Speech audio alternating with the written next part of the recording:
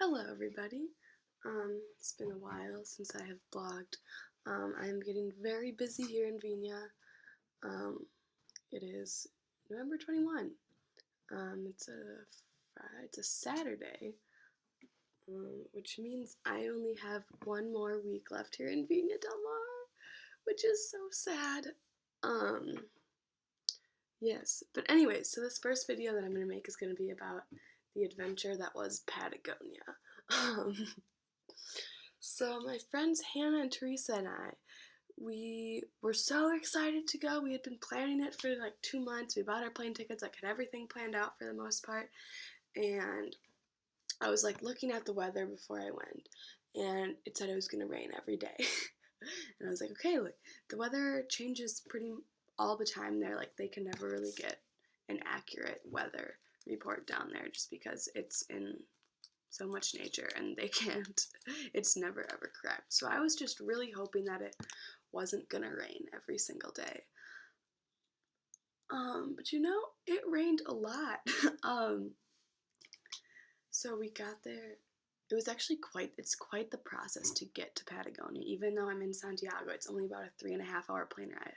So first to get there, we took a bus from Viña del Mar to Santiago, which is about an hour and a half. And then we take a transfer bus from Santiago to the airport in Santiago, which is like 15 minutes. And we had to stay the night in the airport because we got to the airport probably about 11 p.m. And our flight was until 6 a.m. the next morning. So we slept in the airport, which is always an adventure. And then, what else? Then we took our plane and we landed in Punta Arenas at like 10:30, and then we took a taxi from Punta Arenas to the bus terminal in Punta Arenas, and then we had to wait like 3 hours for the bus, which was really annoying. But we went to the grocery store and walked around town, and that was cool. So then we're in Punta Arenas, and then we took the 3 hour bus, um, and then took a 3 hour bus from Punta Arenas to Puerto Natales, and we found our hostel, and we stayed in that hostel for the night. Um, And so while it was kind of the moment we got like off of the plane and in Punta Arenas, it was kind of like drizzling and the sky's like getting darker and everyone like says that it's just the most beautiful place ever, like Punta Arenas. Oh my gosh, like once you are landing, it's amazing and beautiful and overwhelming. And we couldn't really see anything. It was pretty much just gray everywhere. We couldn't really see any. We saw like a couple mountains, like a little bit, but they looked pretty scary and nasty. And then um, so we're staying in the hostel for the night, and we made dinner. We made like sandwiches and pasta. Pasta equals ramen noodles in a cup. But so we're sitting there at our hostel, and our hostel's like kind of on a little bit of a hill, and so it's like looking down, and probably about like 4 blocks down a little bit, we are looking at the Magellan Strait, which I learned about that in like 5th grade geography, probably. So it's kind of crazy. You're like, oh, I'm looking at this Magellan Strait. That's pretty cool. Okay. Yeah.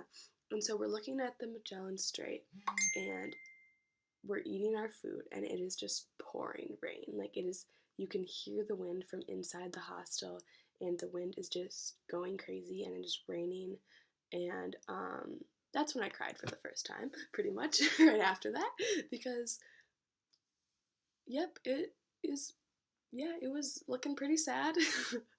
So that was pretty stressful sitting there and you're like, I'm about to go live in that for 4 days and it's just gonna be gross the entire time.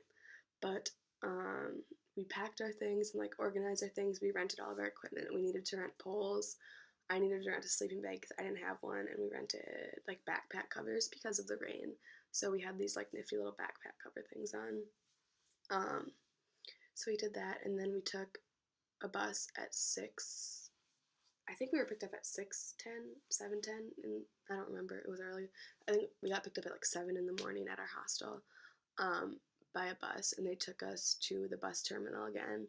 And then we took a 3 hour bus from Puerto Natales to Torres del Paine National Park. So the entire ride, it's supposed to be like amazing and beautiful, and like there's wildlife and mountains and like lakes and just like majestic everywhere, but we couldn't see anything, and it was so sad. And so I am so nervous this entire time that we're about to go live in this nature, and it's raining, and we like stop halfway somewhere, like at a little cafe, and like we get out, and we ended up staying there for like an hour. We lost our bus driver. It was weird. So we used like the bathroom. We're like, this might be the last real bathroom we get for the next 4 days. Um, so then we go, and we finally get to like the entrance to the park, and so you have to go through like a little information session, like a 5-minute video, and they like tell you, and the last part they like tell you like information like don't start fires in the park, like blah blah blah. And the last part of the video says, be sure to follow all of these rules because any mistake can be fatal. And we're like, okay, cool. And then, so it's still raining, and it's not just raining, it's like almost sleeting, and like the wind is crazy, and we can't even see anything. Like, because the whole point is like, yeah, like it might be raining and like pretty windy and you're pretty miserable, but at least you know it's beautiful, right? Like, this is the most like beautiful place on earth, but we couldn't see anything. So it was just sad. So I was like, Hannah, you can't make me do this. Like, I'm not getting off this bus. And so Hannah was great. She convinced me to do it many times. That had to happen. So we went, and they like drop us off, and we go into this like refugio, this like little, because if you want to spend a lot of money, you can stay in like these tiny little like hostels, like hotel type things, like in the park. But we don't have money for that because we're poor college students, and we wanted the real experience, so we tented. So then they drop us off, and like we have to get off the bus, and it's like raining, and you can hear the wind, and it's like, okay, let's go hike for 6 hours today, and then sleep in a tent. Okay, yeah, I really want to do this right now. And so then we did like 2 hours, and then we stopped and had lunch, and then we set up our tent that night at this one campsite called El Chileno, and then we hiked up to these things called the towers. And the towers are supposed to be like, that is why people go to Patagonia, for the towers. I'll post a picture of them. Not that we took, because we don't have any pictures of the towers, because it's about, it's like a huge hike, and then like the last part of it is just all like straight up, like rocks, no path whatsoever, just rocks, and you're all of a sudden like in the mountains. And um yeah, and so it's like the last part of the hike is 45 minutes after, like, I don't remember how many hours, it was like 2 hours, and the last part is 45 minutes up. And by the time we got up to the towers, it had snowed a foot of snow. Like, it was hailing, sleeting, and then it just like finally started snowing. And we were so cold, so wet. I have never been, actually, I thought I was the most miserable I've ever been in my life, but wait, it gets better. Um, and so we get to the towers, and like there's this big lake, and like these towers are supposed to be like, that is why people go to Patagonia. And we get there, and it's just gray and like white, and you can't see anything. And we're like, are you kidding me? Like, we hike up this thing in a snowstorm, and you can't see anything. So, yeah, nature doesn't like us very much. But we um, hike down, and we were so cold and wet that we broke out into Christmas songs, because our like saying for the whole trip was laughing not crying, or like singing not crying, because it was miserable pretty much the whole time almost. So we were just singing, trying to like make the best of the situation as we're climbing down. You know, we're really tired, we're really wet, we're really cold, but we just got to get to our campsite and make some dinner and then go to bed. So we made some dinner, and then we made dinner, and we go to our tent, and we had a 2-person tent for 3 people and 3 huge backpacks, and it's pouring rain, and the wind is insane. During the night, actually, we all woke up in the morning, and the wind had blown the top off of our tent, actually. So it was attached by like a tiny little elastic on one stake. There was only one stake. We had everything like done correctly on the tent. Like, we weren't just being idiots. Like, we had all the stakes covered. We had rocks over all of the stakes, like big rocks over all the stakes. And we wake up, and it's like, whoosh, and all of a sudden we are exposed to the elements. Like there's the netting, but it like kind of stopped raining. It was just drizzling, and Hannah and Teresa shot up in the tent, and they were like, "Oh my god!" And I pretended to be still asleep a little bit because I didn't want to have to go get that tent. And so then we like decided we had to pack up and get up early, and we took a bus to the other side of the tent, other side of the park, and then we took a bus, and we took another bus, and we took a ferry, and we get there, and there are all these people who were like ready to start their journey, and we just had like the most horrible night, and it was the day before, it was crazy and cold, and like all these people are looking so excited, and it's just so funny because like you have no idea what you're getting yourself into right there. So then the next day we did like we set up camp, and we like hiked all around like our camp. Like really it was pretty much still like raining all day and stuff, but it was pretty it was pretty like up on the lake because this our campsite we stayed at the last 2 nights was on a lake, and it was beautiful. So we did some hiking, and then we had dinner, and then we went to bed, and this was the worst night of my life. So when like you're in a tent, if you have and it's raining, and like if something's up against the edge of the tent, water will like condensation or something like comes in and makes the tent wet. And so when you have 3 people in a 2-person tent, people are going to be touching the edges. And so we had our tent like set up all properly. We really like put some big rocks on our stakes that night because we're like, the top will not come off tonight. And then so the top stayed on, but we run our sleeping bags out in the morning. We were sleeping in puddles of water, and in the morning I was like, Hannah, Teresa, I am getting on that next ferry out. I am leaving, and I cannot do this again. So that was probably a low moment in my life, but we stayed, and we did a huge hike that day.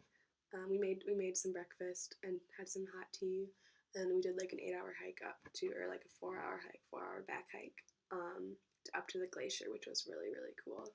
And it turned out actually to be a really nice day. Like the sun decided to show itself, which was amazing because we woke up and we were like sleeping in puddles, and it was so miserable. And but all of a sudden, like the corner of the tent, it was like you could see like there was a triangle, and it was like illuminated a little bit. It was like, oh my gosh, is that the sun? And it was. The sun was out. So that last day we did a really cool hike, and then the next day we like hiked around the campsite again, like up this other way because we ran out of time to do this one because we had to cut it a little short to do the middle part of the W. But overall, it was a wet, cold experience. But we can say that we survived Patagonia, and we've been to Patagonia. And so all of our pictures are from the last day, pretty much. We have like maybe under 10 pictures from the first 2 days because they were so cold and miserable, and we just didn't even want to take out our phones to take pictures. So all of our pictures, they look amazing and beautiful, and you're like, Aaron, you're a liar. Like, it was beautiful. Your pictures are amazing, but it's like, ha ha ha, that was the last day.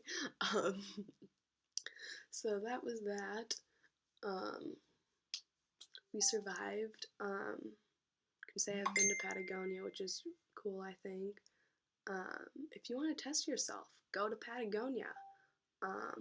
Check the weather beforehand, which the crazy thing is, I had 3 friends from school actually. We met them in Puerto Natales the night before we left because they had just finished their 6-day hike. Shout out to them for doing 6 days because I couldn't do that. And it was beautiful. We have this picture, and it's by a sign. It's by like the entrance to the park, and it's like welcome to like the park and whatnot. And in the picture, they're wearing leggings and a t-shirt. And in our picture, by that same exact sign, which was like 2-3 days later, we are wearing like long underwear, like leggings, like rain pants, long underwear top, a long sleeve shirt, a quarter zip, my North Face jacket, like fleece, and my rain jacket, and mittens, and a hat, and my hood. And like it was just like they had such an amazing experience. Like they never really had to wear their raincoats, they never had to use backpack covers, and it's just so crazy how different the weather can be down there, like, and that can really change your experience, because if it wouldn't had rained the whole time, it would have been like so much more amazing than it was. So that's really a bummer that we just had really bad luck, and nobody else was there the time we were there, really. And so lots of people are going when our program ends next Saturday. And like I was telling them when I got back, I was like, don't go, don't do it. But they're gonna go, and they're gonna have fun, and they're gonna have amazing weather, I hope. So pray for amazing weather for them, because when it rains, it's really quite horrible. Um, yeah, so that was Patagonia. Um, Very interesting, very, yeah, interesting. Wet, cold, beautiful on the last day. Test yourself. We ate granola bars, peanut butter, and ramen noodles for a lot of days, and so, and tea. Um, yeah, Patagonia, beautiful, hard to get to, hard to get back. And so, like, on the way back, we had to do that, like, whole, like, bus, ferry bus, like, other bus, go back to the hostel, take another bus at the airport, take 2 buses back in Santiago, and then, like, walk back to my house. And so, yeah, Patagonia, I survived. I'm a survivor of Patagonia. So that is my last comment on my adventure to Patagonia. So I think I'm going to make another video right now. So I'll be wearing the same outfit. Okay, ciao, ciao.